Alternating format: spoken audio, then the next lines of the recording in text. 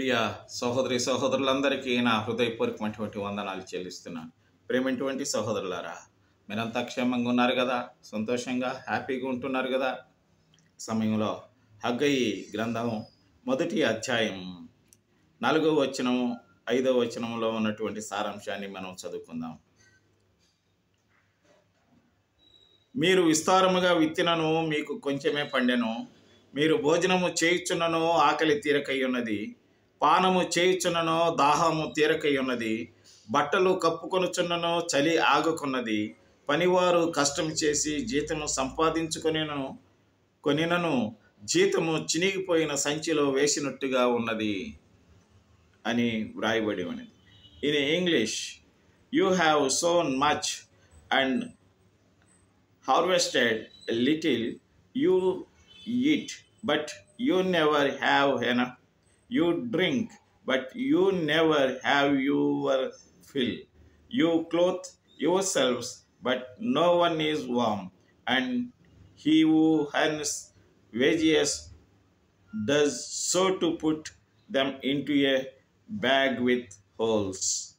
అని వ్రాయబడి ఉంది. నా ప్రేమైనటువంటి సహోదరి సహోదరులారా, ఈ లోకంలో మనం బ్రతికేటప్పుడు, ఈ లోకంలో మనం జీవనం చేసేటప్పుడు మన జీవితాలన్నీ ఒకసారి పరీక్ష చేసుకుంటే చాలా అర్థవంతంగా ఉంటుంది.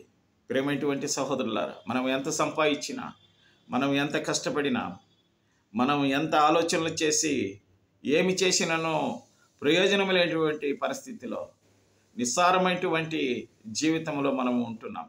ఎంతోమంది ఈ లోకంలో శ్రీమంతులు ఉన్నారు, ధనవంతులు, పేదవారి కానించి ఎంతోమంది పలుకుబడినటువంటి వారంతా లోకంలో జీవనం చేస్తున్నాం. నా ప్రేమైనటువంటి సహోదరులారా, కాబట్టి ఎంత సంపాదించినా, ఎంత మనము కూడపెట్టినాం, ఎంతమంది బిడ్డలు కలిగినా, ఎంతమంది సంతానం ఉండినా, ఎంత ఐశ్వర్యం ఉన్నప్పటికీ కూడా లోకములో మనము నిస్సారమైనటువంటి జీవనం చేస్తున్నాం.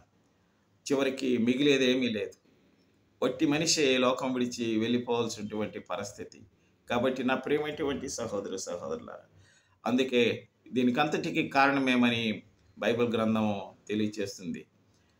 మనుషుడు జీవించినంత కాలం తన జీవితంలో ఆలోచించగలిగినటువంటి ప్రశ్న ఏమిటంటే, పాడైనటువంటి మన మందిరం, పాడైపోయినటువంటి మన హృదయం, దాన్ని పరిశుభ్రంగా చేసుకొని మనం ఏ పని ప్రారంభించినా, ఎంత సంపాదించినా, మనము ఎంత మంది సంతానాన్ని మనము ఆశ్వాసించినా మనకు ప్రతిఫలం దొరుకుతుంది.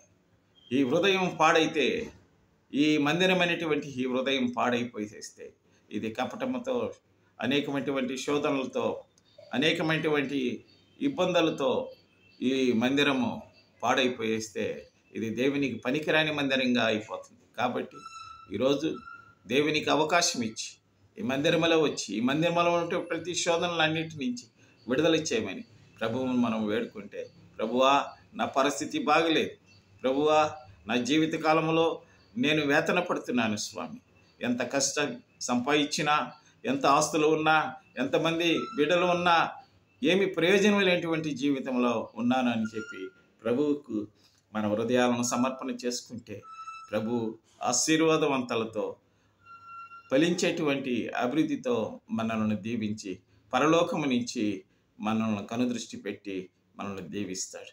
ఎంతటితో నేను ముగిస్తున్న ప్రభు వాక్యం దీవించునుగాక. మా పరలోకమందున్న మా తండ్రి, మీ బిడ్డలు ఎందరో బిడ్డలు స్వామి, ఏమి సంపాదించినా ఏమి ప్రయోజనం లేనటువంటి జీవితాలలో నిరాశలతో, నిస్పృహలతో, వేదనలతో ఉంటున్నారు స్వామి. భూలోకమంతా స్వామి ప్రభువ కమిలిపోయినటువంటి మొహాలతో ప్రభువ కుమిలిపోతున్నారు స్వామి. ఈ బిడ్డలందరినీ కనికరించి సహాయం చేసి ఇది నా ఆశీర్వాదాలతో నింపమని కూడా ప్రార్థన చేస్తూ, పాడైనటువంటి వారి మందిరాలు, వారి హృదయాలు స్వామి ప్రభువ బాగు చేసుకొని నీ ఎదుట నిష్కపటమైనటువంటి ప్రేమతో జీవించేటి కృపను అనుగ్రహించమని యేసుక్రీస్తు నామం పేట ప్రార్థించి వేడుకుంటున్నాం తండ్రి. ఆమేన్.